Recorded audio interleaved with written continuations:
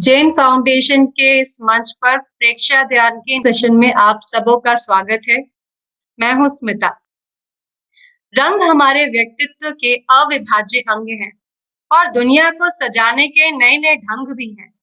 रंग के बिना दुनिया बेरंग लगती है। तो क्या ये रंग सिर्फ हमारे बाहर को सजाते हैं या हमारे भीतर को भी सजाते हैं? नहीं, ये हमारे भीतर को के लिए भी उतने ही महत्वपूर्ण है। आंतरिक व्यक्तित्व को निखारने के लिए साइकिक कलरेशन, लेश्या ध्यान, चेतना के रंगों के रूप में हमारे सामने आता है। रंगों का थेरापेटिक महत्व भी है और रंगों का स्पिरिचुअल लाभ भी है। तो आइए हम सुने रंगों के बारे में चेतना के साथ, चेतना के रंगों में, चेतना के ध्यान में लीन हो जाएं। लेश्या ध्यान, साइकिक कलरेशन, कलर मेडिटेशन।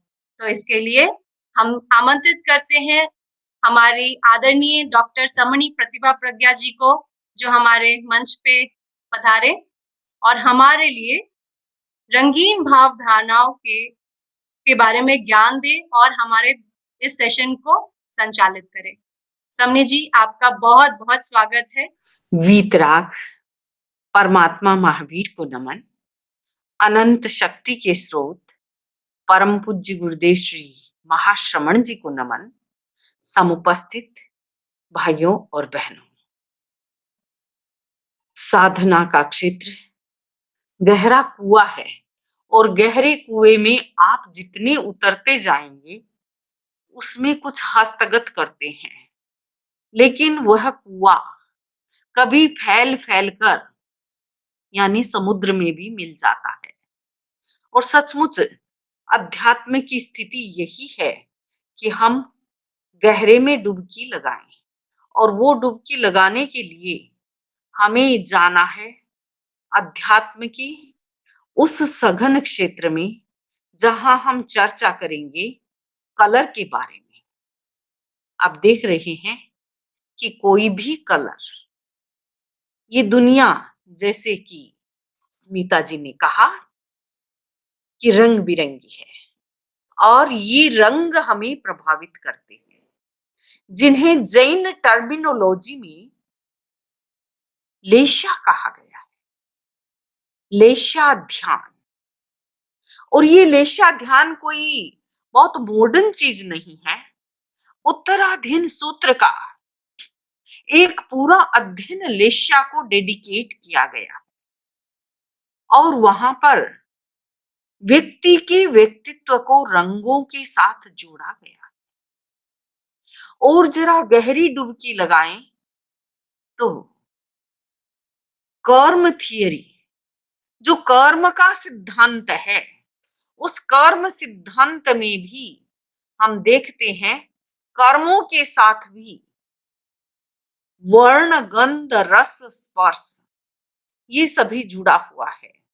और वर्ण गंध रस स्पर्श की जहां बात आती है वहां पर हम ये लेशा की बात को नकार नहीं सकते।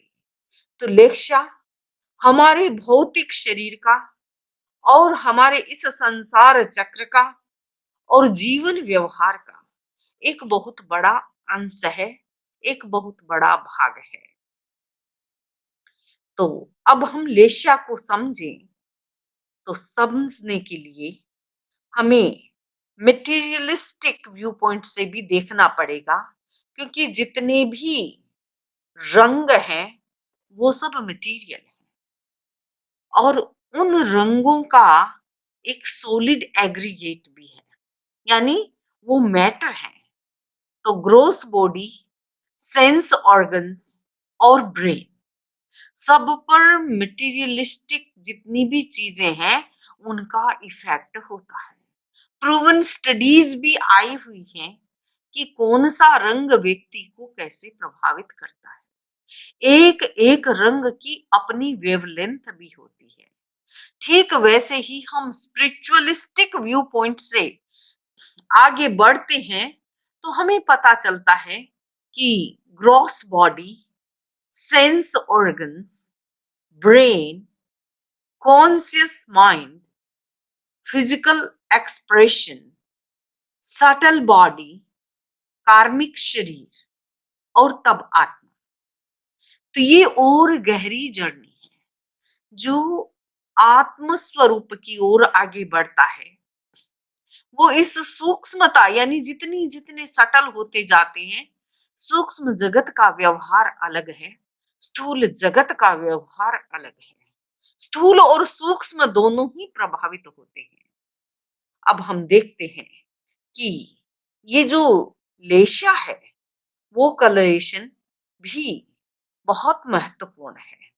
और इस चक्र को समझने के लिए हम समझे कि हमारा सोल है वो सेंटर है। हमारे सोल के साथ ही हमारी सटल बॉडीज जुड़ी हुई है। जैन दर्शन कर्म शरीर को भी मान्यता देता है। कार्मण शरीर एक कार्मिक बैगेज है जो हम इस भव से अगले भव यानी आगे आगे साथ लेकर चलते रहते। तो वह कर्म शरीर और हमारी आत्मा, तो जो सेंट्रल पॉइंट है, सेंट्रल पॉइंट में हमारा आत्मा अवस्थान है। और उसके साथ आज की संसारिक दशा में हमारा कर्म शरीर दूध और पानी की तरह, मिट्टी और धातु की तरह एकमेक है। अब हम उससे आगे बढ़ते हैं।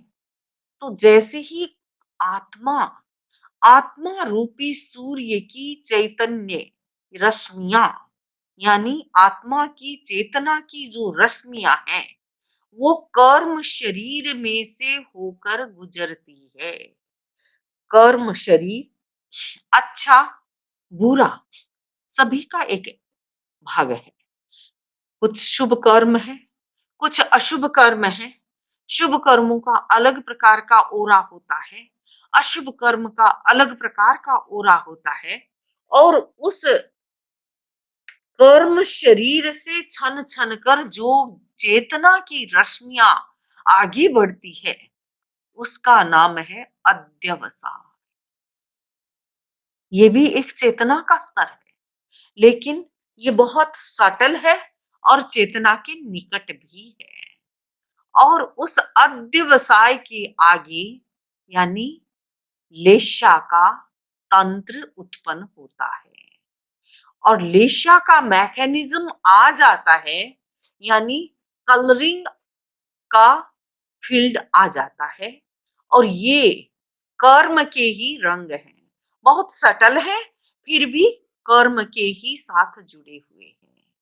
और उसके बाद हम देखते हैं थोड़ा और सटल जो रूप था वो ग्रोस रूप ले लेता है। और उसके बाद हमारा ग्लैंड्यूलरी सिस्टम आ जाता है। ग्लैंड्यूलर सिस्टम में हमारे जो ग्लैंड्स हैं उनकी सहभागिता हो जाती है और वो काफी सटल नहीं ग्रोस लेवल पर आ जाती है। और उसके बाद आता है हमारा नर्वस सिस्टम जो हमारी पूरी बॉडी का सेंट्रल नर्वस सिस्टम। और उसके बाद sympathetic nervous system, parasympathetic nervous system. तो ये सारे सिस्टम हैं वो नर्वस सिस्टम से जुड़े हुए हैं। और उसके बाद आप देखते हैं कि फिजिकल एक्टिविटी, बॉडी के साथ माइंड जुड़ा हुआ है। तो माइंड की एक्टिविटी, स्पीच की एक्टिविटी और फिजिकल एक्टिविटी यानी बॉडी का उठना बैठना जो भी एक्टिविटीज करते हैं। तो एक प्रकार से ये पूरी मैपिंग हो गई है कि किस प्रकार हम भीतर से बाहर की ओर आते हैं और कैसे हमें अब भीतर जाने का रास्ता लेना है। स्पिरिचुअल वर्ल्ड में अध्यवसाय और सेरेब्रल एक्टिविटीज यानी जो हमारे ब्रेन क्या फंक्शन है, तो अध्यवसाय सटल बॉडी का पार्ट है और more close to the consciousness. जैसा कि आपने डायग्राम में देखा था कि जैसे ही चैतन्य की रश्मियां निकलती है लेकिन बाहर कर्म का घेरा है, तो वो कर्म से छन छन कर निकल रही है। आपने देखा होगा कि आप कभी ऐसे फंक्शंस में जाते हैं, इलेक्ट्रिसिटी तो एक ही प्रकार की बह रही है, लेकिन लाइटिंग और कलर का बड़ा बड़ा ही अलग माहौल होता है, अलग ही प्रकार का। तो उसमें व्यक्ति के व्यक्तित्व में भी कुछ परिवर्तन आते हैं। तो अध्यवसाय बहुत सटल पार्ट है, सटल बॉडी का पार्ट है और डायरेक्ट इसकी पहुंच कॉन्शियसनेस के साथ है। ब्रेन है वो ग्रोस पार्ट है, काफी स्थूल हो जाता है। और आप देखते हैं सेंट्रल नर्वस सिस्टम, लेकिन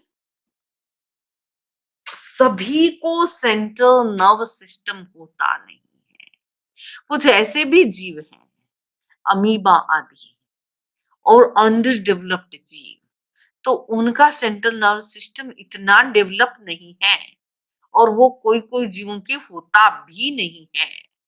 लेकिन सभी जीवों के अध्यवसाय होते हैं और उसको देखने के लिए आप समझ सकते हैं कि जो अध्यवसाय है वो एक प्रकार से मैसेंजर है किसके?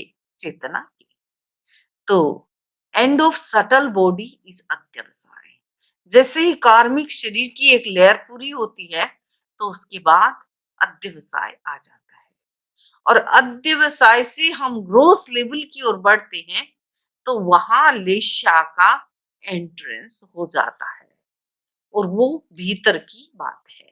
तो हम देख रहे हैं कि सबसे पहले जो हमारी सोल है, फिर हमारी सटल बॉडी है, फिर हमारा अध्यवसाय है, फिर हमारी लिशा का तंत्र है और फिर उसके बाद एंडोक्राइन सिस्टम, नर्वस सिस्टम और फिजिकल, वोकल और मेंटल एक्टिविटीज। तो एक प्रकार से ये एक प्रकार का मॉडल है जो भीतर से चलता है और बाहर से बाहर तक आता है। ठीक वैसे ही आत्मा तक जाने के लिए हमको बाहर से चलकर भीतर तक इस मॉडल को अपने भीतर बैठाना है, सेट करना है। तो अब हम लेशा के इस तंत्र को जरा थोड़ा और समझ लें। तो एक तो है महकमा जो सेंट्रीपीटल है, एक है सेंट्रीफ्यूगल। तो सेंट्रीपीटल पेरिफेरी टू सेंटर यानी ग्रॉस बॉडी जो मन वचन काय के योग हैं और उसके बाद हमारा जो ये ग्रंथि तंत्र है, उससे पहले हमारा जो अध्यवसाय, उससे पहले हमारा जो कर्म शरीर और उससे यानी बीच में सबसे बीच में ये आत्मा। तो ये दो मॉडल इस प्रकार प्रस्तुत किए गए हैं कि पेरिफेरल टू सेंटर जाने की बात कहते हैं या सेंट्रल टू पेरिफेरल जाने की बात। यात्रा भीतर की है और यात्रा बाहर की भी है, लेकिन कैसे ये हो पाए तो जरा सा मैं चर्चा करनी चाहूंगी कि फंक्शन ऑफ लेशा में हम देख रहे हैं कि कौन है जो कोऑर्डिनेट करता है भीतर और बाहर को। और इसको समझने के लिए हमें दूसरी बात ये समझनी होगी कि रॉ मटेरियल बहुत इंपॉर्टेंट है। विदाउट रॉ मटेरियल पूरी बॉडी के बारे में हम कुछ कह सके तो डिफिकल्ट होता है। अगेन जो waves of passion create emotions send to the mind body और स्पीच। अब देखिए कि जो भीतर पैदा होता है, सटल लेवल पर पैदा होता है, जो वर्षों पहले पुराने बंधे हुए कर्म है, वो कर्म किस प्रकार वर्तमान को रिलेट करते हैं, किस प्रकार व्यक्ति में एक पैशन जैसा भाव भर देते हैं और किस प्रकार व्यक्ति के माइंड बॉडी और स्पीच इन सबको पूरा पूरा प्रभावित करके और फिर आगे बढ़ाता है। अब आप देखें कि बॉन्डेज इसके साथ कैसा है। तो हम देखते हैं कि बॉन्डेज के समय activity, attraction of the colour और एटम्स, लेशा, कर्म शरीर, और कैसे ये हो रहा है। तो हम कोई भी एक्टिविटी करते हैं, आइदर अच्छी करेंगे और बुरी करेंगे, और जो एक्टिविटी हम करेंगे उस एक्टिविटी से यानी हमारे कर्म पार्टिकल का अट्रैक्शन होगा। वो ही कर्म पार्टिकल लेशा के रूप में हमारे साथ जुड़ेंगे, और उसके बाद हम देखते हैं कि कर्म शरीर में भी कुछ लेशाएं जिनको अच्छा माना गया है, कुछ का भाग अच्छा नहीं माना गया है, लेकिन हम देखते हैं कि कार्मिक फ्यूशन जो कार्मिक वेव बनती है, तो उसके बाद लिस्या की शुरुआत होती है, और लिस्या के बाद हम देखते हैं कि कैसे हमारा एंडोक्राइन ग्लैंड जो हमें भीतरी व्यक्तित्व निर्माण के लिए सजग करता है और हमें उसे एक तत्व ज्ञान के रूप में परिणित कर देता है, और उसे देख करके हम अपने आप को और अधिक भावित प्रभावित कर सकते हैं। जिस प्रकार ये जो लेशा का तंत्र है उसको समझने के लिए हमें फिर थोड़ा सा गहराई में जाना पड़ेगा, क्योंकि आज का जो चैप्टर है उसके साथ कर्म थियरी भी जुड़ी हुई है, और कर्म थियरी में हम देखते हैं कि द्रव्य लेशा जो फिजिकल लेशा है उसके साथ कलर, स्मेल, टच और टेस्ट सभी जुड़े हुए हैं, और जो भाव लेशा है वो बहुत सटल और इमोशनल लेवल पर है। तो द्रव्य लेशा यानी मटेरियल एग्रीगेट सामने है उनके, और वही हमारे व्यक्तित्व का निर्माण करते हैं। तो जो 6 कैटेगरी है लेशा की उन्हें हम समझ लें अच्छी तरह से। कृष्ण लेशा यानी डार्क ब्लैक, नील लेशा डार्क ब्लू, कापोत लेशा डार्क ग्रे, तेजस लेशा ब्राइट रेड, पद्म लेशा ब्राइट येलो, शुक्ल लेशा ब्राइट व्हाइट। तो ये जो 6 लेशाएं हैं, शायद आपको ध्यान होगा कि पिछली बार जो मैंने चैतन्य केंद्रों का प्रयोग कराया था, साइकिक सेंटर परसेप्शन करवाया था, तो उसके साथ साथ ही मैंने एक प्रेजेंटेशन शेयर किया था, और उसके माध्यम से हम देख रहे हैं कि इन लेशाओं को हम और भली भांति समझ लें। लेकिन this is also for the beginners. कृष्ण लेशा इसमें भी अनंत गुना फेर हो सकता है। काला रंग भी एक जैसा नहीं होता।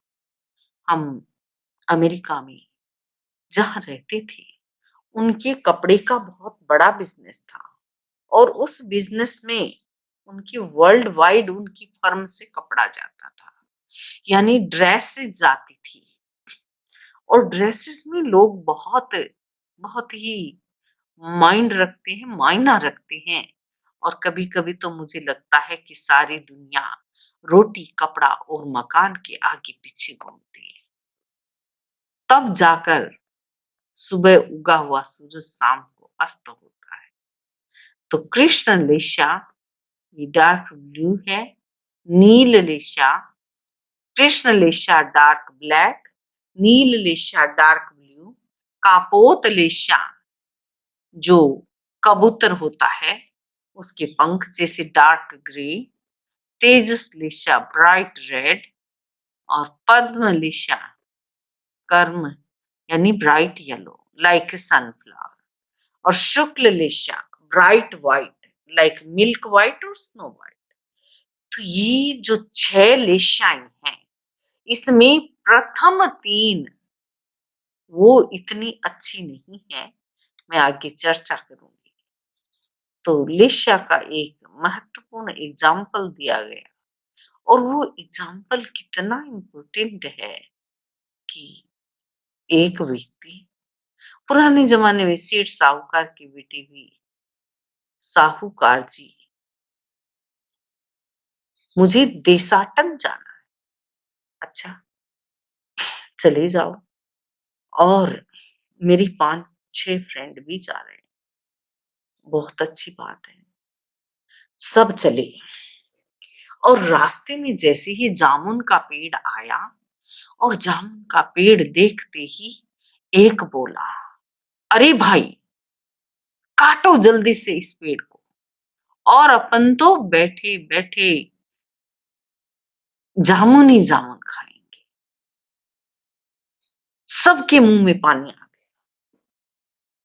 तो दूसरा बोला, अरे भाई, मुझे भी चाहिए। अच्छा, तुम भी ज्वाइंट हो जाओ।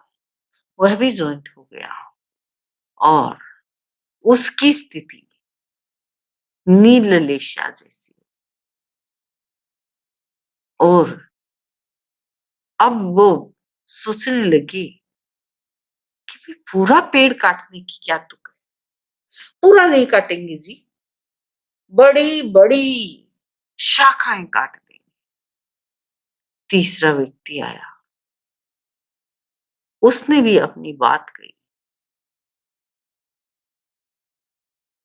कि पूरी पेड़ और पूरी शाखाएं काटने की क्या जरूरत है। तीसरा व्यक्ति बोला कि चलो मैं सुझाता हूं, थोड़ी छोटी ब्रांचेस काट ले, हमारा काम तो चल जाएगा। चौथा बोला, अरे काम की क्या बात है, हमारा काम तो इससे भी छोटी छोटी टहनियां तोड़ने से भी हो जाएगा। अब वो भी चुप हुआ। इतने में वो व्यक्ति बोलने लगा कि आप ये क्या कर रहे हो, ये देखो, अपन तो पेड़ से जहां जहां फल लगे उनके गुच्छे के गुच्छे तोड़, और उस समय जो लास्ट वन था वह बोल पड़ा, अरे भाई, इतनी भी क्या जरूरत, इतने जामुन हैं और बेचने वाले थोड़े हैं, कोई ना कोई व्यवस्था हो जाएगी। हमें तो अपना जीवन अच्छा बिताना चाहिए। ऐसा सोच करके मैं सबको सुझाव देता हूँ, जो नीचे ऐसी धोरों वाली बालू रेत में जितने भी मीठे जामुन पड़े हैं, उन सबको हमें खा लेना चाहिए। तो अब देखिए, कहाँ एक पेड़ की बात, कहाँ पूरा ट्रंक काटने की बात, कहाँ टहनियों को काटने की बात, कहाँ शाखा प्रशाखाओं को काटने की बात, और कहाँ सिर्फ गुच्छा तोड़ लेने की बात। तो ये एक स्थिति है, और वो स्थिति हमें ये बताती है कि ये कहानी मात्र कहानी नहीं, हमारे माइंड की सेटिंग को बता, कौन व्यक्ति कितना समझता है, कितना जानता है। तो अब हम सटल में आ चुके हैं, तो सटल की बात जरा सी मैं सटल वाले ग्रुप को बता देती हूँ कि हमारे ग्रुप में जो सटल चीजें हैं, वो सटल चीजें हम कभी भी टच नहीं कर सकते। वहां तक हम अनुभूति के स्तर पर जाते, जो चीजें हमारे भीतर सटल रूप में है, उनके भीतर अनुभूति स्तर पर ही जाया जा सकता है। और इसको हम समझने के लिए सहारा लें कि जो साइंस और साइकोलॉजी, ये साइकोलॉजी अपने आप में साइंस की शाखा ही है, तो वो स्पष्ट करती है कि हमारा व्यक्तित्व कलर से बहुत इन्फ्लुएंस्ड है। कलर के साथ हमारे इन्वायरमेंटल फैक्टर जुड़े हुए हैं और वो हमारे जो इम्प्रेशन है, जो भाव है, जो फिजिकल भाव है, मैनी इंटरनल भाव, उनका खुलासा इस लेस्या ध्यान के माध्यम से होता है। बहुत बार हम समझ जाते हैं कि इन सब को समझने के लिए हमें अपने भीतर डिजायर्ड कलर को समझना होगा। और इसी संदर्भ में हम देख रहे हैं कि थोड़ा सा और आगे जाएं तो एक और क्षेत्र आता है, ओरा का क्षेत्र।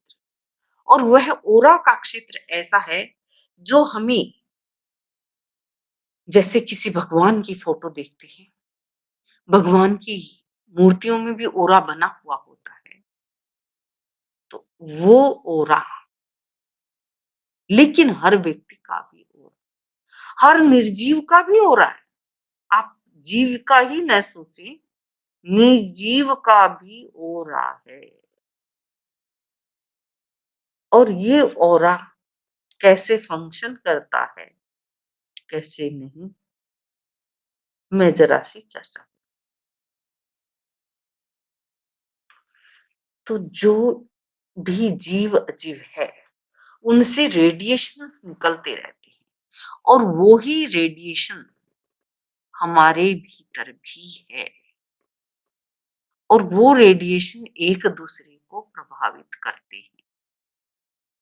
इसी प्रकार जो इलेक्ट्रोमैग्नेटिक एनर्जी और कॉन्शियसनेस है, तो वो उसके विषय में और अधिक चर्चा विमर्श कर सके।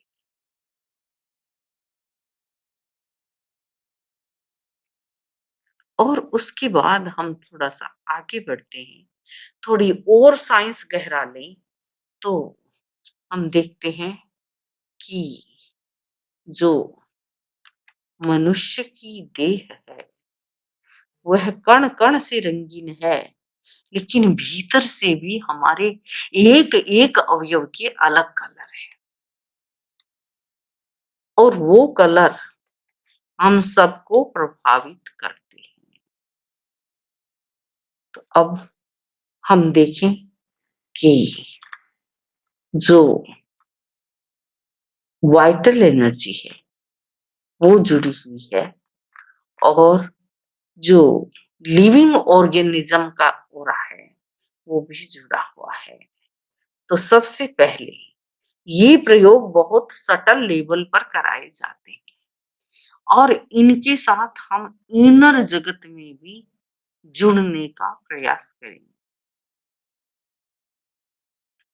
इसके बाद मैं देखती हूँ कि जो इनर प्रवाह है वो बड़ा इम्पोर्टेंट है। वो मूल रूप से इनर ट्रांसफॉर्मेशन का ही सक्सेसफुल टाइम है। प्यूरिफिकेशन एंड एनिमीज, और जो इमोशन है, जब हम प्यूरिफिकेशन में होते हैं यानी शुद्ध अवस्था की ओर जाते होते हैं तो हमारे इमोशंस प्योर होते हैं। जब हम प्यूरिफाइड नहीं हैं तो हमारा जो एक्शन है वो बाहर की तरफ जाता है। तो बहुत जरूरी है कि हम जो भीतर के ओरा क्लींजिंग जिसको कह सकते हैं, जैसे आप अपने कपड़े फटाफट धोने डाल देते हो और कोई चीजें भी धोने डाल देती हो, लेकिन सबसे महत्वपूर्ण है कि हम अपना काम अपने आप करें, अपने आप को सजग पहरुआ बना करके जितनी सजगता से हम कर सकें अवश्य करें। और ये क्लींजिंग ध्यान के द्वारा होती है। अब जरा सा मैं बर्ड्स आई व्यू करा देती हूँ कि आनंद केंद्र है वो हमारे हार्ट के नजदीक है और जब भी व्यक्ति आनंदित होता है, मोद में होता है, आइदर ग्रे और ग्रीन, उनको वो अच्छा लगता है। और ये उनको ही नहीं, हमको भी, सबको भी अच्छा लगता है। श्रुति मधुर तो है ही। तो एमराल्ड, ये ग्रीन कलर का, और उसके बाद हम देखते हैं कि जो ये ग्रीन कलर का फील्ड बन गया, वो हमारे हार्ट को भी एनर्जी देता है। उसके बाद हम जाते हैं विशुद्धि केंद्र। विशुद्धि केंद्र ये भी बड़ा इम्पोर्टेंट स्थान है, क्योंकि दो दो ग्लैंड्स यहाँ है, और अखिल भारतीय जो एक प्रकार से कोई भी एक सेंट्रल बॉडी बन जाती है कि भी ये अखिल भारतीय ये संस्था है, अखिल भारतीय ये संस्था है, तो वैसे ही कोई एक ऐसी बॉडी बने जो प्योरिटी से संबंधित, प्योरिटी से रिलेटेड जितना भी है, उस चंक को इसमें डालते जाएं, और हम अनुभव करेंगे कि जैसे जैसे हमने ग्रीन कलर पोर किया था, अब थोड़ा ऊपर चढ़ करके हमें ब्लू कलर की बात करनी है। ब्लू कलर जिसका ध्यान मूलतः विशुद्धि केंद्र पर कराया जाता है, और ये विशुद्धि केंद्र का ध्यान, जिसके लिए विशेष रूप से पीकॉक की नेक का भाग काम लिया गया है, वह भाग इतना इम्पोर्टेंट है कि हम उसे अच्छी तरह से जान सकते हैं, अनुभव कर सकते हैं, और उस अनुभूति के लिए हमें जो कलर की जो थियरी है, हर कलर के साथ जो रंग जुड़े हुए हैं, वो गर्म भी है, ठंडे भी हैं, उसकी वेलोसिटी अलग है, और हम कौन सा कलर करें, किस प्रकार कलर के माध्यम से हम आगे पहुंच सकें। तो जो ये हमारी चर्चा है कलर के ध्यान की, मैं यही कहना चाहूंगी कि बहुत सारे ऐसे स्कूल्स हैं जहां पर वो कलर के बारे में बहुत कुछ जिज्ञासाएं समाहित करते हैं। कलर का असर न केवल शरीर पर अपितु मन पर भी होता है।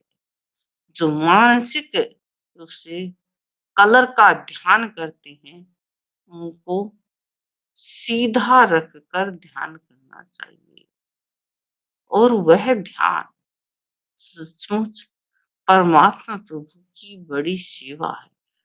अब हम थोड़ा और चिंतन करें कि कैसे अपने व्यक्तित्व को निखारने के लिए भी कलर का प्रयोग किया जा सकता है, और कलर के माध्यम से हम अपने व्यक्तित्व को किस प्रकार निखारें। एक बार एक स्कूल में बच्चे काफी आलसी सामने आ रहे थे, और आलसी बच्चों का आज होमवर्क दो, कल भी नहीं करके आएंगे, परसों नहीं करके आएंगे, पूरा वीक बीत जाएगा, और उधर उनको कोई काम नहीं है। ऐसा नहीं कि उनको ऑफिस है, लेकिन बच्चे खेलने में ज्यादा रुचि लेते हैं। माँ बाप भी परेशान हो जाते हैं कि क्या किया जाए, क्या करें, क्या नहीं करें, और इसके लिए वो किसी चाइल्ड साइकोलॉजिस्ट के पास पहुंचे, और उसने बताया कि बच्चे का रूम कैसा है।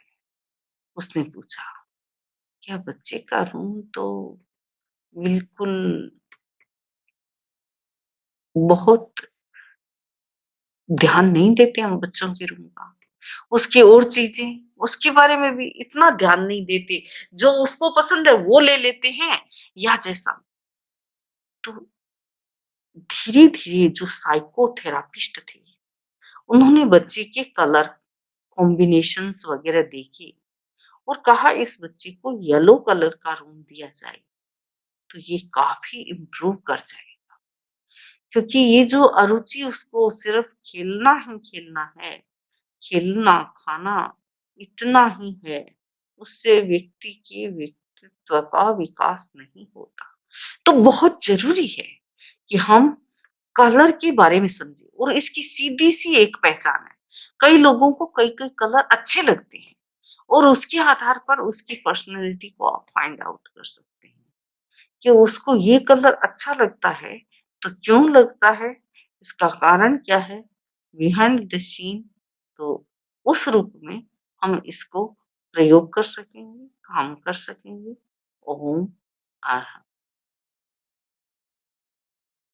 अब मैं थोड़ा-सा प्रयोग कराऊँगी कि किस प्रकार जो हमारे चेतना के केंद्र, जो मेरी पिछली क्लास के और उसके साथ कुछ लोगों ने प्रश्न भी पूछे थे कि भला ये इलेक्ट्रोमैग्नेटिक स्मिता जी क्षेत्र। वो क्वेश्चन आप हाँ, रिपीट कर सकेंगे? हाँ, हाँ, बिल्कुल कर सकूँगी। प्रश्न था कि थोड़ा बड़ा प्रश्न है कि मेरा एक प्रश्न है जैसे हमारे शरीर में इलेक्ट्रोमैग्नेटिक फ़ील्ड हैं या ऊर्जा चक्र हैं जो हमारे जो अपने शरीर में एक ही जगह पर स्थापित है। उन चक्रों के ऊपर कुछ तंतुओं के द्वारा जैसे सोने का या तांबे के तंतुओं के द्वारा ऐसा इस तरह का चक्र है।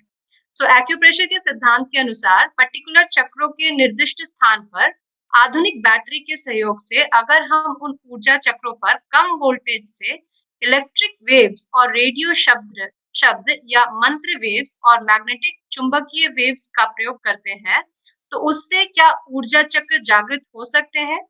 इसका क्या असर होता है? और ऊर्जा चक्र के प्रवाह को माइक्रोमीटर, इलेक्ट्रोमीटर से माप सकते हैं कि नहीं? सो उदाहरण के लिए उन्होंने लिखा है कि जैसे रेकी साधना में ऊर्जा चक्र को शक्तिपात के द्वारा जागृत करते हैं, सम्मोहन में बस में करते हैं। तो इसके बारे में उनका ये क्वेश्चन है। ऐसा है हुँ, हुँ। कि बाह्य साधन काम में लिए जा सकते हैं क्योंकि आज साइंस बहुत डेवलप हो गया है और साइंस ने ऐसे-ऐसे यंत्र भी बनाए हैं जिसके माध्यम से हम बहुत सारी चीजें मेजर कर सकते हैं जो सटल लेवल पर घटित हो रही है। लेकिन चेतना को पकड़ना यानी जो आत्म शक्ति है उसको पकड़ना वो यंत्रों का काम नहीं, क्योंकि यंत्र वहीं तक जाएंगे जहां कोई न कोई मटेरियल पार्ट जुड़ा हुआ हो। यदि मटेरियल पार्ट नहीं है तो यंत्रों का काम उतना नहीं चलता है। लेकिन हाँ, जो आपने बताया कि बॉडी के अमुक पार्ट पर इलेक्ट्रोड, तो ये इलेक्ट्रोड का और उसके माध्यम से और लाइट का और बहुत सारे आजकल आपने देखा होगा कि जो थेरापी चलती है, उस थेरापी में जी। भी यदि आपको कोई दर्द है, हुँ, तो हुँ। वो एक प्रकार से लाल लाइट डालेंगे, फिर ब्लू लाइट डालेंगे। तो बताइए क्यों? लाल लाइट इसलिए डाली कि आपकी कोई एक पोर्शन पर यदि आपकी प्राण शक्ति, आपकी मसल्स की शक्ति, आपके ब्लड फ्लो की शक्ति रुकी हुई है, तो लाल लाइट का काम है, रेड कलर है, वो हमें बहुत प्रभावित करता है और रेड कलर गर्मी का प्रतीक है और रेड कलर से एकदम स्फूर्ति आ जाती है। प्रवाह। आपने देखा होगा की शादियाँ होती है, विवाह होती हैं, तो उसमें प्राय रेड येलो, नारंगी, मौसमी ये सारे कलर पहनाए करेक्ट। जाते हैं। ऐसा नहीं है कि किसी को काला पहना दिया हो कि किसी को यद्यपि ये वेस्टर्न वर्ल्ड की शादी में व्हाइट पहनते हैं, जी, वो जी। व्हाइट गाउन पहना जाता है। लेकिन और इनकी शादी सीधी एक जाके सिग्नेचर करके फटाफट वैसी होती है, हमारे जैसी वैसी नहीं है। तो उसमें हमारे वाले में 1 सप्ताह पहले कि 3 दिन पहले कि पुराने ज़माने में 1 महीने पहले तो वो हो जाता था शुरू कार्यक्रम। तो अभी जो हो रहा है कि रेड कलर की लाइट कहीं दर्द है तो दी जाती है और उससे जो हमारी प्राण शक्ति है, उससे हमारी मसल्स की शक्ति है और उससे हमारे नर्वस सिस्टम तक हर चीज़ को प्रभावित किया जाता है। और उससे गर्मी बढ़ती है तो वो जो थेरापिस्ट क्या करते हैं, फिर वापस थोड़ी-सी ब्लू लाइट लगा देते हैं, थोड़ी-सी ग्रीन लाइट लगा देते हैं। तो ब्लू कलर ठंडा होता है, ग्रीन कलर ठंडा होता है और उसके माध्यम से हमारे व्यक्तित्व में परिवर्तन आ सकता है। तो ऐसे सटल लेवल पर मेज़रमेंट करने वाले यंत्र हों उनका भी सहारा लिया जा सकता है, लाइट का भी सहारा लिया जा सकता है। ब्रह्म कुमारी राजयोग वाले एक लाइट लगा देते हैं और उस लाइट को यहाँ पर फील करते हैं और उसके माध्यम से ध्यान कराया जाता है। और फाइनली हम देखें तो हम जिस व्यक्ति का इमेजिनेशन पावर जितना मजबूत होता है, जी जी वो इमेजिनेशन पावर के आधार पर कलर देख लेता है और उस कलर को यूज भी कर लेता है।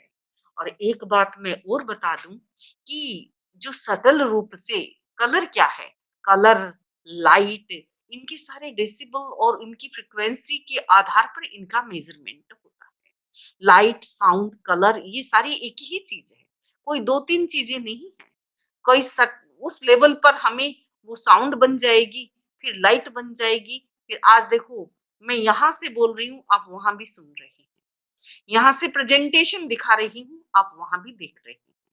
ठीक वैसे ही सटल लेवल पर जो भी यंत्र हैं, वो हमारे किसी भी केंद्र को प्रभावित कर सकते हैं और उन्हें विशेष रूप से और अधिक जागृत करके समझा सकते हैं, देख सकते हैं और उनको अनुभूति के स्तर पर लाया जा सकता है। मेनली खेल है कि ये सारी अनुभूति की बात है। हाँ, धन्यवाद समी जी। आई होप आप दर्शक को उनका जवाब मिल गया होगा। हमारे पास एक और सवाल आया है हितेश जैन के द्वारा। Could not understand Adha Vyasai, how karmic particle blocks the Lesha. So centrifugal force is circular in motion. Please explain again how Lesha moves in circular motion. ऐसा है कि जो सेंटर है, हमने समझाने के लिए बताया कि ये आपका आत्मा है और आत्मा के चारों ओर कर्म शरीर, कार्मण बॉडी है, यानी कर्म उसके चिपके हुए हैं। फिर भी आत्मा की जो लाइट है, यानी आत्मा की जो चैतन्य रश्मियां है, वो बाहर आती रहती है। और वो जब बाहर आएगी, आप देखिए कि आपने एक बल्ब लगाया और बल्ब लगाने के बाद आपके मन में आया आज थोड़ा सा डेकोरेशन कर देता हूँ, तो उसके आगे एक ऐसे, चलिए सिलोफिन पेपर से ही आपने एक कोई उसके कोटिंग कर दी और उस कोटिंग उसने आपने कोटिंग की ग्रीन, तो आपका कमरा थोड़ा ग्रीनिश हो जाएगा। आप देखते हैं प्ले, नाटक वगैरह सब में लाइट का कितना प्रयोग किया जाता है। अभी किसी की वेडिंग दिखाई जा रही है, रामायण, चलिए रामायण का उदाहरण लो कि राम की शादी हुई है, खूब अच्छी तरह से एकदम, और उसमें शाइनिंग लाइट लगा लगा के एकदम से शादी का सीन दिखा दिया और थोड़ी देर में राम वन गमन कर रहे हैं कुछ समय के बाद, तो वो सीन थोड़ा सा डाउन है और उसमें उनके कपड़े भी गेरुए कपड़े पहन लिए, अभी वो पंप एंड शो नहीं है। तो अब उसमें उसमें जो लाइट है वो थोड़ी डल डाउन और सबका मन वैसा ही, वैसी भाव भाव धारा भी वैसी बना देंगे। तो जैसे ही आपने ये कोटिंग की, तो कोटिंग करने के बाद आपने रूम में कैसी लाइट, यदि रेड पेपर लगाया तो रेडिश लाइट आई, ग्रीन पेपर लगाया तो ग्रीनिश आई, येलो लगाया तो येलोइश आई, तो वैसी ही लाइट आई। ठीक वैसे ही जो ये भाव हमारे जो कर्म शरीर से छनकर आगे बढ़ते हैं, तो उस समय की चेतना का नाम अध्यवसाय है। और ये मूलतः अध्यवसाय, और जो मैं ये चक्र आपको समझा रही थी, ये पूरा 1 घंटा का लेक्चर का विषय है। क्योंकि जब हमने परम पूज्य गुरुदेव श्री महाप्रज्ञ जी के द्वारा ये समझा था और उस समय इसको साइंटिफिक रूप से समझाने के लिए हमारे प्रोफेसर मुनिश्री महेंद्र कुमार जी स्वामी, वो भी साइंटिफिक रूप से बहुत गहरा नॉलेज रखते हैं, तो मुनिश्री ने पूरा डायग्राम के माध्यम से हमें पूरा समझाया। तो आप देखिए जैसे ही लाल सेलोफिन पेपर से छन करके जो लाइट आ रही थी, लाइट लाइट है, उसमें कुछ बिगड़ा नहीं है, लेकिन उसका कलर चेंज हो गया और कलर चेंज हुआ तो बाहर से भाव भी चेंज होंगे। यदि कोई अशुभ कर्म उदय में आ रहा है, आप देखिए कि किसी व्यक्ति को डिप्रेशन में वो चला गया, चिंता में चला गया, भय की स्थिति में चला गया, तो डिप्रेशन, चिंता, भय यानी सारे नो कषाय है। और उसके पीछे यानी हास्य, रति, भय, शोक, जुगुप्सा, स्त्री, ये सारे सारे जो भाव हैं, तो ये सारे, मुझे पता नहीं है कितने ऑडियंस जिनको थोड़ा बैकग्राउंड हो कि मोहनीय कर्म और उसके चार कसाय के 16 रूप, नौ कसाय के 9 रूप, फिर उसकी जो प्रक्रिया चलती है, उस प्रक्रिया में यानी जैसा कर्म हमारा मोहनीय कर्म, और मोहनीय कर्म में वो कैसा उदय में आ रहा है, यानी एक अशुभ भाव उदय में आ रहा है। और उस अशुभ भाव से हमारी जो जैसे लेश्या बनी, लेश्या के बाद हमारा ग्रंथि तंत्र प्रभावित हुआ। ग्रंथि तंत्र यानी हमारे जो ग्लैंडरी सिस्टम है, उसके केमिकल मैसेंजर्स, हार्मोन्स निकलने लगे, और वो हार्मोन्स आपके बॉडी के ब्लड फ्लो में मिल करके पूरी बॉडी में चक्कर लगा रहे हैं। और उसके बाद जो अभी व्यक्ति हंस रहा था, थोड़ी देर में उसका किसी कारण से मूड ऑफ हो गया, और वो मूड ऑफ हो गया, और उसके बाद वो व्यक्ति कितना ही आप उसको अच्छी से बात करो, कुछ भी दो, तो उसका माइंड अपसेट हो गया है। अब उसकी भावधारा धीमी पड़ गई है, और अब वो एक प्रकार से डिप्रेशन की स्टेट में चला गया है। तो आप देखते होंगे डिप्रेशन वाले व्यक्ति, जब वो डिप्रेशन की स्टेट से बाहर निकल जाते हैं, तो वो बिल्कुल नॉर्मल है, उसमें कोई कोई ऐसा नहीं उनका हाथ टूटा कि पैर टूटा कि माथा फूटा, ऐसा कुछ भी नहीं हुआ उनको, वो बिल्कुल वैसे ही हैं।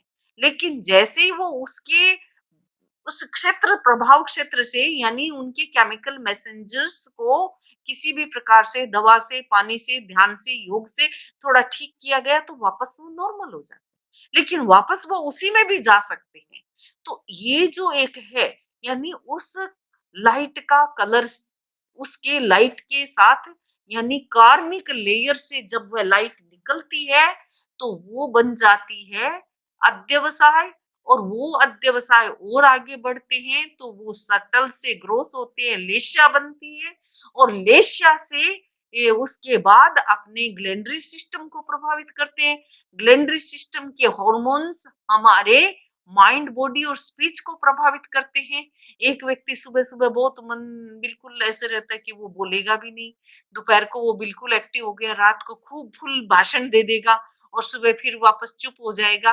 तो एक ही व्यक्ति में, एक ही व्यक्ति के व्यक्तित्व में बहुत सारे प्रभाव हम देख सकते हैं। तो जो ये लेश्या ध्यान का प्रभाव है, यानी जो कलरिंग है, जो कलर है, वो हमें बहुत सटल लेवल तक प्रभावित करते हैं। तो और लेश्या को और भाव को हम कर्मा थियरी के माध्यम से जब समझते हैं, तो थोड़ा और क्लैरिटी हो जाती है। बहुत-बहुत अच्छे से समझाया आपने समी जी, बट मेरा 2 यहाँ पे क्वेश्चन और आए हैं छोटे-छोटे, जो कि इसी से रिलेटेड है। तो जैसे कि आपने बात करी, एक व्यक्ति डिप्रेशन में है और यू नो उस उनका डिप्रेशन से उसी के अनुसार वो बिहेव कर रहा है। तो हम्म। क्या उस वक़्त जो हम लोग कपड़ों के कलर से या म उसके चुनाव से या किसी बाहरी तौर से के कलर चेंज या हमारे एक्सटर्नल चेंजेस के द्वारा क्या उनको हील कर सकते हैं? इससे रिलेटेड क्वेश्चन ये है कि जब हम लोग स्पिरिचुअलिटी में जाते हैं, क्यों हम लोग गेरुआ वस्त्र धारण करना चाहते हैं या क्यों हम लोग सफ़ेद वस्त्र या कोई ब्राइट कलर्स पहनना चाहते हैं? क्या वो हमें हेल्प करता है हमारे स्पिरिचुअल पाथ में? हेल्प करता है। तभी देखो, आज हम जो रिलीजियस स्टडी में जो रिसर्च होते हैं, जैसे जैन धर्म में व्हाइट पहनाया जाता है, हिंदू धर्म में गेरुआ पहनाया जाता है, अ, और क्रिश्चियन जो पादरीज हैं, जो प्रीस्ट हैं, और जो मंक्स हैं, वो ब्लैक पहनते हैं। और आपने व्यवहार जगत में भी देखा होगा कि जो भी लॉयर्स होते हैं, वकील होते हैं, वो काला कोट पहनते हैं। तो ये सब कलर्स का हमारे व्यक्तित्व पर बहुत प्रभाव पड़ता है। और जैसे मैंने आपको कहा, शादी में वैसे रंग, तो सबके मन में सबके पैर थिरकते हैं, सबका मन चंगा होता है, उठते हैं, मतलब थोड़े डाउन भी उठने लग जाते हैं कि भी हाँ हाँ शादी है, ये है। तो उस पूरी चीजों का बहुत बड़ा असर है। अब देखिए, लाल रंग की टिकी लगाई जाती है। ये मैं नहीं कह रही कि आजकल हम फैशन से तो ब्लू, काली, नीली सभी प्रकार के जैसे कपड़े होते वैसी बिंदी लगा लेते हैं, लेकिन मूल रो बिंदी लगाई जाती थी, या हल्दी का तिलक किया जाता, या केसर का तिलक किया जाता, या चंदन का तिलक किया जाता। मंदिरों में चंदन का तिलक किया जाता, क्योंकि इस व्यक्ति का दिमाग ठंडा रहे। और सुहागिन औरत उसका जो पिट्यूटरी पिनियल बॉडी, जो ये वो रोज लाल तिलक लगाती है, यानी वो अपनी जो मूल जो वो सेंट्रल जो मास्टर ग्लैंड है उसको एक्टिवेट रखना चाहती है। और मास्टर ग्लैंड एक्टिवेट है तो पूरी व्यक्तित्व को प्रभावित करती है। तो कलर का तो बहुत पूरा अलग से पूरा कलर का लेक्चर भी हो सकता है कभी, और कलर को हम और गहराई से समझ सकते हैं। हमें बड़ा सौभाग्य रहा, परम पूज्य आचार्य महाप्रज्ञ जी ने लेस्या ध्यान पर काफी वक्तव्य दिए, क्योंकि एक एक ही लेक्चर से ये जो मैं चक्र आपको कह रही थी कि भाई सेंट्रल पॉइंट्स आत्मा है, फिर कर्म शरीर है, फिर अध्यवसाय है, फिर लेशा है, फिर वो जो हमारा ग्लैंडरी सिस्टम है, फिर हमारा physical body system mind body आ जाता है। तो ये इसको भी हमने कम से कम इसको समझने के लिए भी हमने 20 घंटे लगाए होंगे, और हम घूम घूम के यही कहते थे ये चक्कर अभी तक समझ में नहीं आया है। ये चक्कर, क्योंकि जब उस समय इतना नहीं समझते थे तो हम ये कहते ये चक्कर हमें समझ में नहीं आया है। और हमारे हमारे को जब समझाने के बाद हमको खड़े करते कि बोलो आपको ये अध्यवसाय से क्या समझ में आया।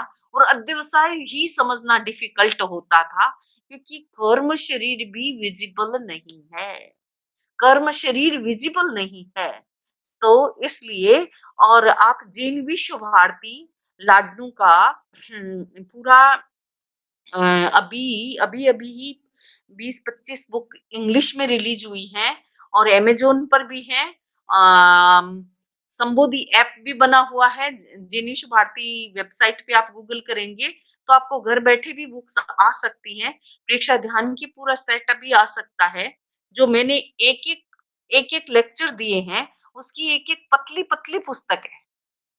एक-एक लेक्चर की पूरी एक-एक पतली-पतली पुस्तक है, जिससे यानी साइकिक सेंटर, साइकिक कलर्स, कायोत्सर्ग, दीर्घ श्वास प्रेक्षा, परसेप्शन ऑफ ब्रीदिंग, ऐसे करके हिंदी में है, इंग्लिश में है, और पहले गुजराती में भी थी। तो हिंदी, इंग्लिश, गुजराती सभी में उसके सेट बने हुए थे। तो आप में से यदि स्मिता जी को भी कहेंगे या डायरेक्ट किसी को अपने आप मंगाना हुआ जी, जी। तो भी आप अवेलेबल कर सकते हैं। जी, जी। तो हमारा तो समय हो चुका है। समनी जी, आपसे रिक्वेस्ट करूँगी कि हमें सिर्फ़ कुछ 10 मिनट का प्रायोगिक अभ्यास कराएँ, और जी, दर्शक आप अपना प्रश्न आप कभी भी लिख सकते हैं, ग्रुप पे डाल सकते हैं। अभी हम अभ्यास की तरफ चलेंगे, सो प्लीज़ रिक्वेस्ट है आप अपने फ़ोन्स को स्विच ऑफ कर दें या अलग से रख दें और आरंभ की स्थिति में आ जाएँ। शम्मी जी?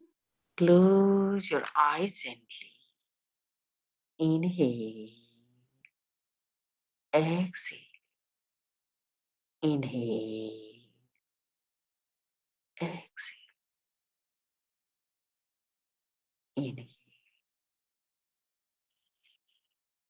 Begin the intonation of Om sound.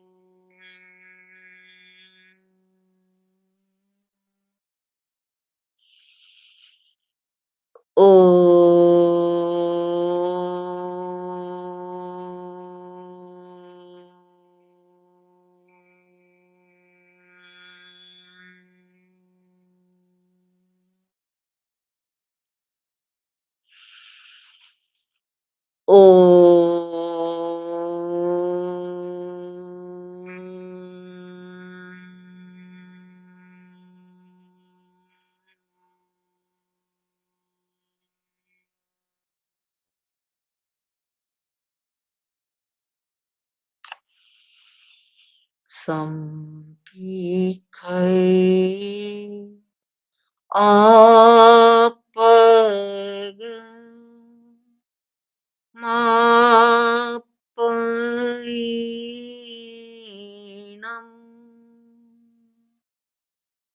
See yourself through yourself. For self-realization, practice Preksha meditation. I am practicing Preksha meditation for the purification of my psyche. The first step of Preksha meditation is Kayotsar, that is relaxation with self-awareness.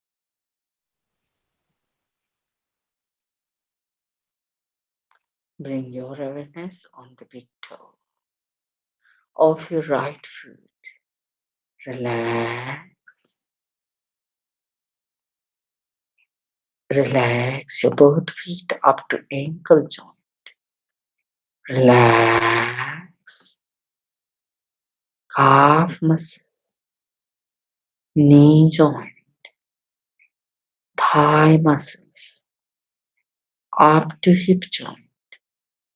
Relax. Relax.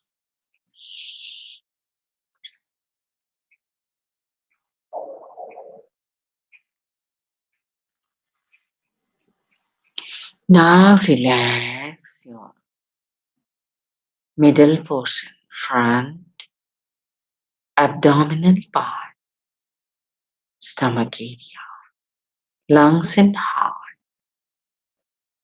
your back. Relax, relax, relax.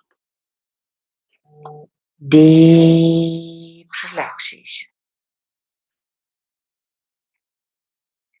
Both hands, throat, face, forehead, head. Relax, relax, relax, relax.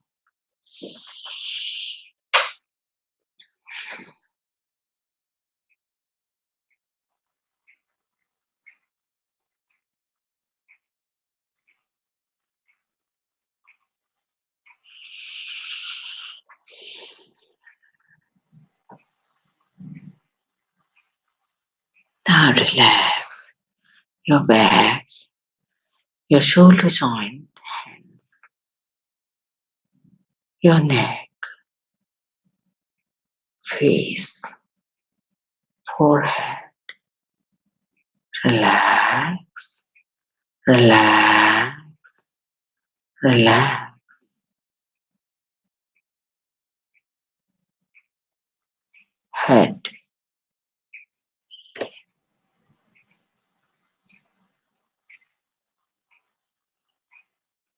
Experience your whole body is relaxed. So today we are taking only 3 psychic centers.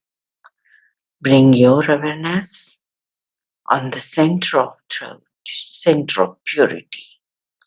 Visualize bright white color. This is the sheet of your mind. मन का स्थान है, चंद्रमा का स्थान है. तो पूरी गहराई से एकदम फोकस करें और white color, snow white or milk white, whatever, but try to visualize bright color.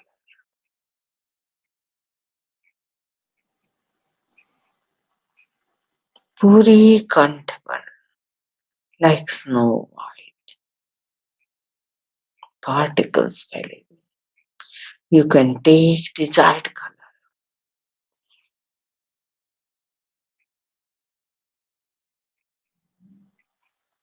Now face, forehead.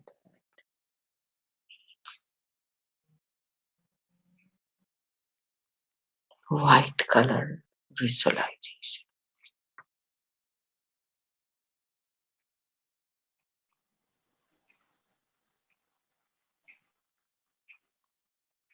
Now bring your awareness. Middle portion of the eyebrows. Visualize bright yellow color.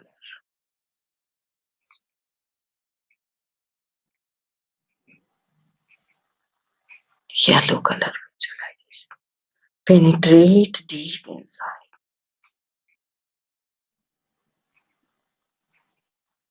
गहरी स्थिरता बनी रहे.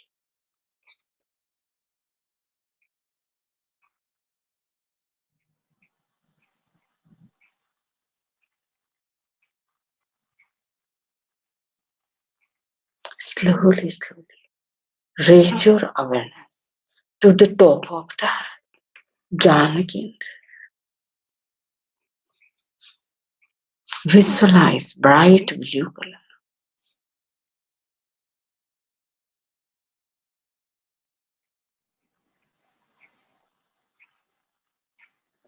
Now bring your awareness to the top of the head.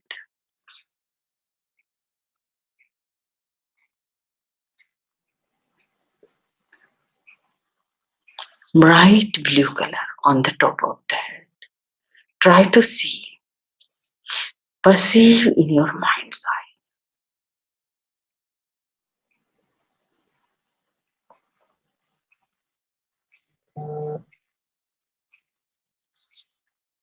Om. Take 2-3 long breaths, full of energy, peace, and bliss. Om Araham Om. Conclude meditation session.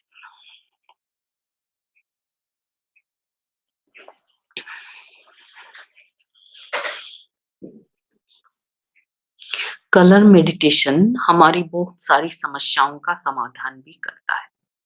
तो कभी इस विषय पर भी अपन चर्चा कर सकते हैं कि भी किस समस्या के लिए कौन सा कलर हमें समाधायक रहेगा. ओम अरहम मेडिटेशन. धन्यवाद समनी जी, बहुत बहुत धन्यवाद. आप आज हमारा मंगलाचरण के साथ हमारे सेशन को समाप्त करें. दर्शकों से अनुरोध है कि अपने हाथों को जोड़ लें. चत्तारि मंगलम अरहंता मंगलम सिद्धा मंगलम साहु मंगलम केवली पन्नतो धम्मो मंगलम. चत्तारि लोगुत्तमा अरहंता लोगुत्तमा सिद्धा लोगुत्तमा साहु लोगुत्तमा केवली पन्नतो धम्मो लोगुत्तमो.